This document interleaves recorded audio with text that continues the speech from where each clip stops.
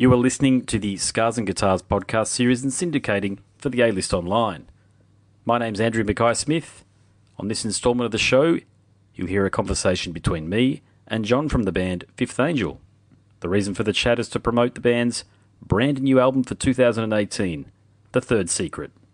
Let's have a listen to what John has to say. Here we go. How's things?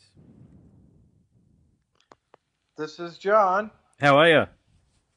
I'm doing real good. Wonderful, wonderful. How's things been going for you? How's the, I call it the Aussie phono grind. How have the indie journos in Australia been treating you? Very well.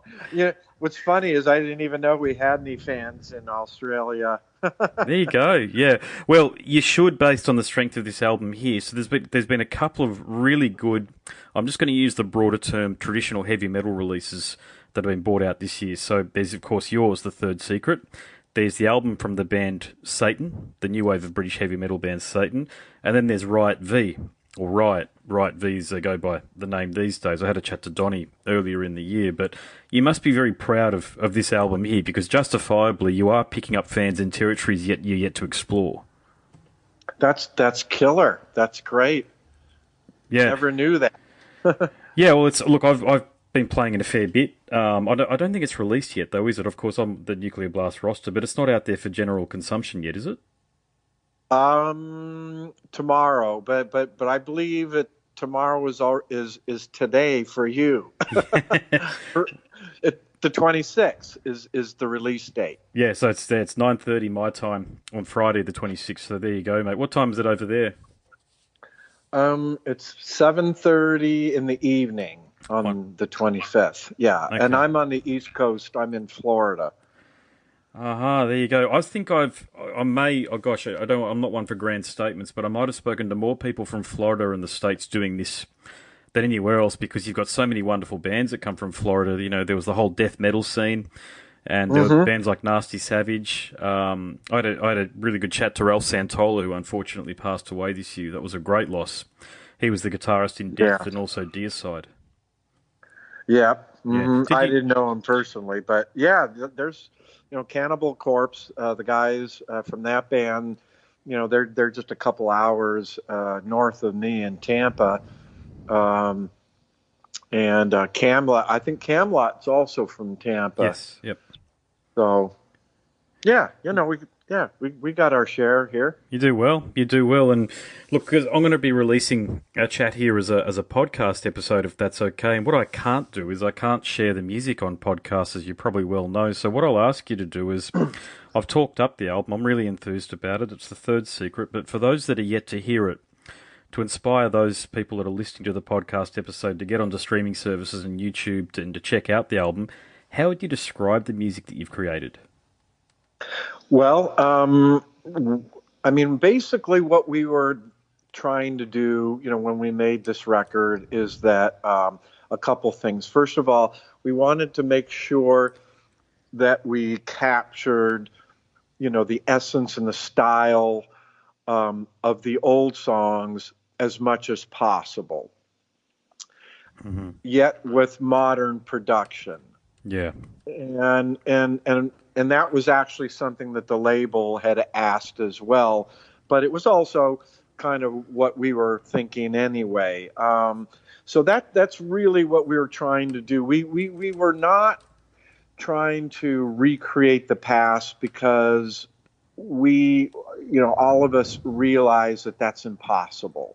There's just no way. There's, none of us we can't jump in a time machine and go back and redo the first album.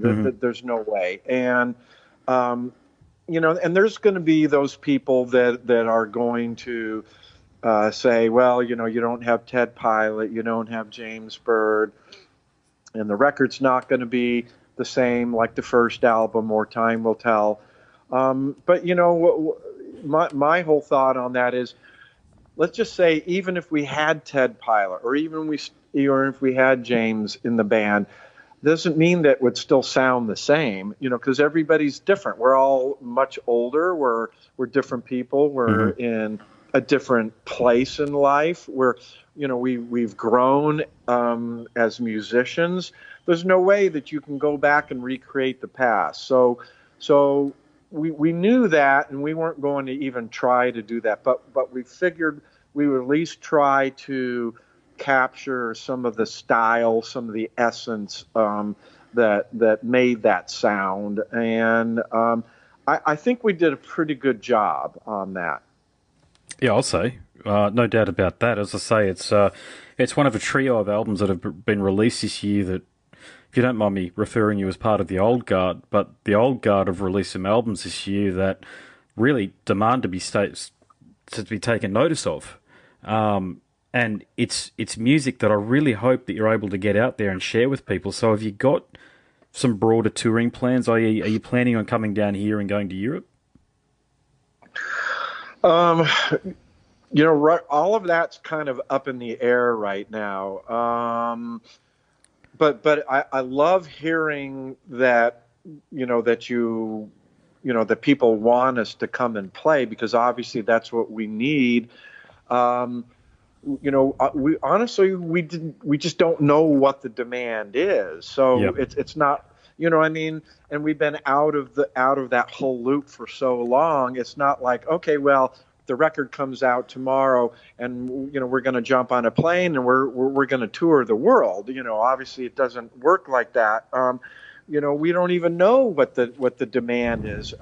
We could tell a booking agency to go and book a bunch of shows, but gee, are 50 people going to show up? Yeah.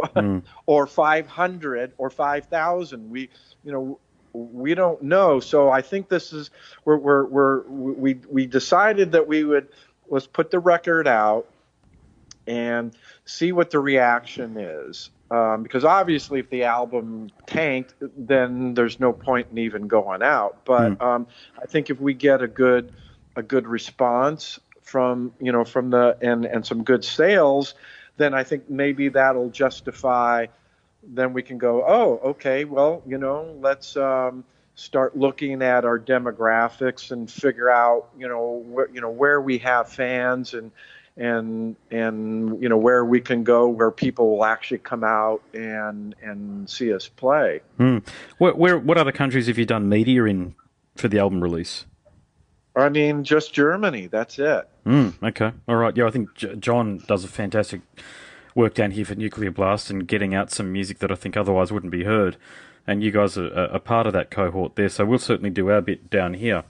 But let me ask you a question though, because this is obviously the third coming. I love the numerology with the album. The album's called The Third Secret, and the band is obviously called The Fifth Angel.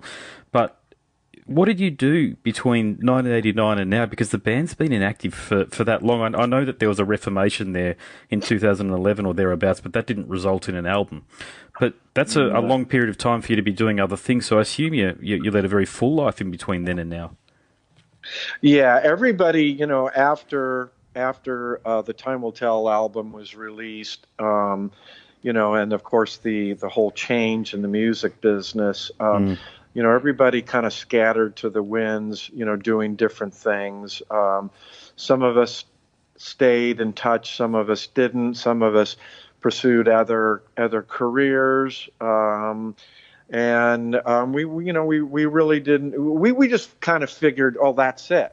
We're done, and that was an early chapter of our life, and we're going to move on. Because if you would have told me that 25 years later we would be doing this all over again, I would say you were crazy. It just never dawned on me, to be honest, until I got a phone call in 2009, the summer of 2009, from the promoter from the festival called Keep It True. Yep. Requesting our presence. And I thought it was a joke at first, to be honest. I'm like, you want us to headline a festival? Are you crazy? I said, who would come and see this band?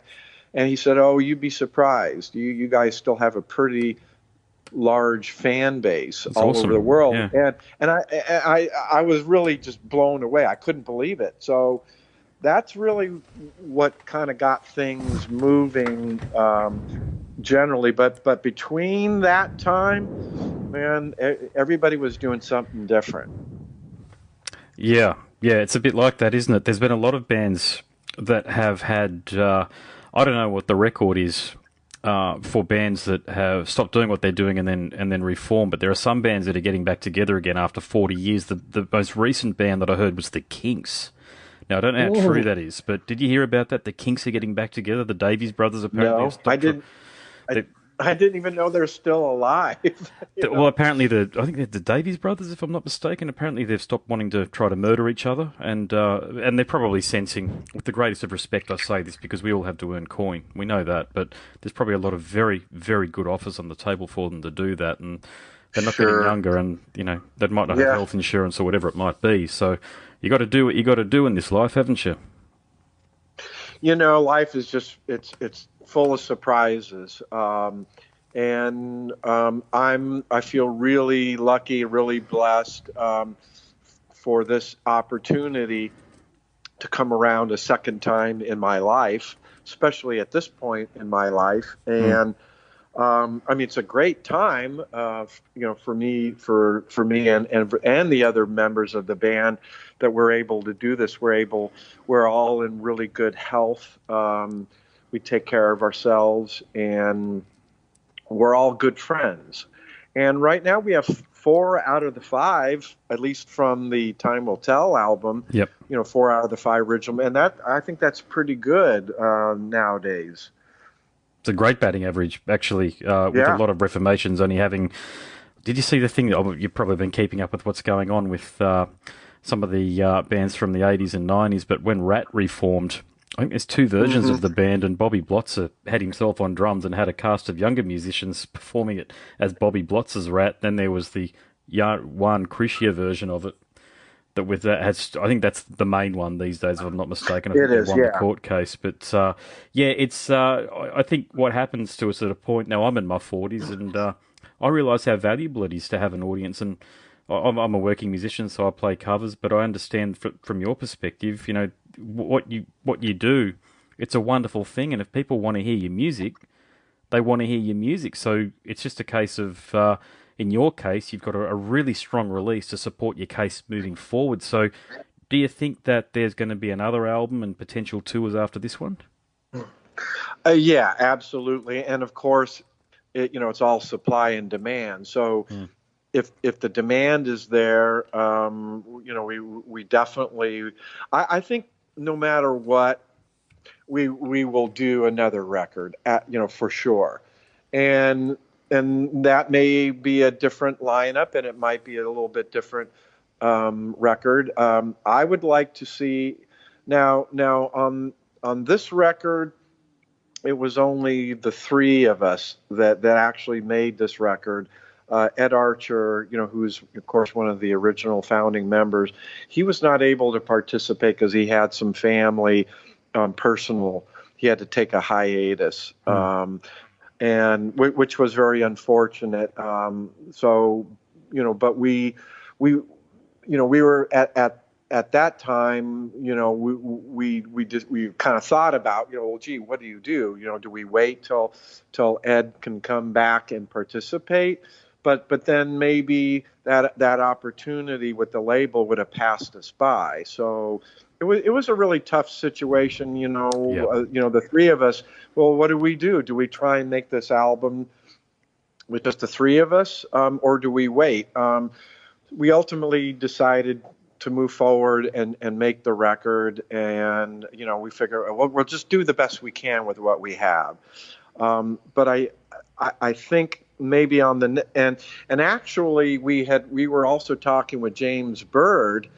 We had asked him to play, on a couple of songs, do some leads, and he was up for it, but the timing was off. He was Yep. he was right in the middle of moving across the state, so that didn't work out. But maybe on the next record, definitely Ed will definitely be back and working on contributing, and then maybe we'll get James also as well. Okay. So who knows? You never know what the future holds, do you? And that's a really Yeah, important. absolutely. It's a really good point you make that fans, the garden variety fan I'm talking about, probably doesn't really understand. Is you've got to make the most of these opportunities when they're presented, even if the band isn't ready. You've just got to do it because if you don't, that ship passes, and when you're ready, there's no ship available for you to set sail on. Absolutely. Yeah. Absolutely. And, I try to, I look at some of the, I mean, most of the fan comments have been very positive, but of course there's some doubting Thomases or some guys are just flat out, hey, James is not in the band, so I'm not even going to listen to it. And Ted Pilot's not in the band. And, I want to say, look, man, look, we did the best we could with what we had, Hmm. and give it a chance. Just give it a shot for at least for what it is. Even if you're not going to love it, we don't expect anybody to go, oh, this record is better than the first album or Time Will Tell. We don't expect that, but we would like people to say, hey, look, this is a nice addition. This record, and we feel that this record stands with those other two records. Maybe it's not as good. Um, but to some people have said they thought it was better, especially to some people who weren't original diehard fans. So Well, I think it's an anyway, album. It's an album that's going to appeal to the metal fan of 2018, which I think is which is a fantastic thing. So, yeah, you're going to get those fellas in their 40s and 50s who want the 90s or the 80s version of the band. Sorry, but you those fans aren't going to be the ones they possibly. You want the younger fans that are going to continue to support the band for the rest of your career. The ones that aren't stuck in the past and who do view the band as a band for right here and right now, albeit with the traditional sound, but a band with a sound for right now. And it's something that I've spoken about to a lot of artists. Max Cavalera. There's this real thing at the moment for 15-year-olds and 16-year-olds, and I don't really. I mean, I understand it to an extent, but heavy metal is one of those genres where we just seem to be so backward looking. It's like it was better yesterday rather than what's happening right now, and I think that's bullshit. Some of the best albums that I've heard in my life, and I've been a lifelong heavy metal fan, have come out in the last couple of years. But the point I was making was that I'm going to these festivals, and I don't go out too much these days, God help me, because I've got kids and it's just too hard. But but I see these, go to some of these all ages gigs, and there's 15-year-olds with Judas Priest t-shirts on. yeah, I'm not sure that I understand that because I kind of remember Painkiller. Okay, that's the album that came out that was the band for the album for my era. I was too young for Screaming for Vengeance, but I wouldn't wear a Judas Priest t-shirt, to be honest with you. I don't really wear band t-shirts. That's just personal preference. But when you talk to these guys too, they talk about bands from yesterday as if they're their favourite band. So Maiden, Metallica, Slayer, Judas Priest, and I don't challenge anybody. Everybody's welcome to their own views, and of course they can listen to whatever they want to listen to. But you got to support music in the here and now, urban music and hip hop, whatever it might be called. That does that really well. So they don't have Run DMC at the top of a festival bill at whatever the hip hop festival's going. They've got Kendrick Lamar and Drake, and they're artists that are from right now. And I think it's really important for you because as far as a lot of younger listeners will be concerned, you're a brand new band. yeah. That is like awesome. What you just told me, that's actually very inspiring and very Cool. hopeful. Yeah, I agree. You have been listening to the Scars and Guitars podcast series and syndicating for the A-List Online. My name's Andrew Mackay-Smith, and that was a conversation between me and John from the outfit Fifth Angel. Thanks so much for listening.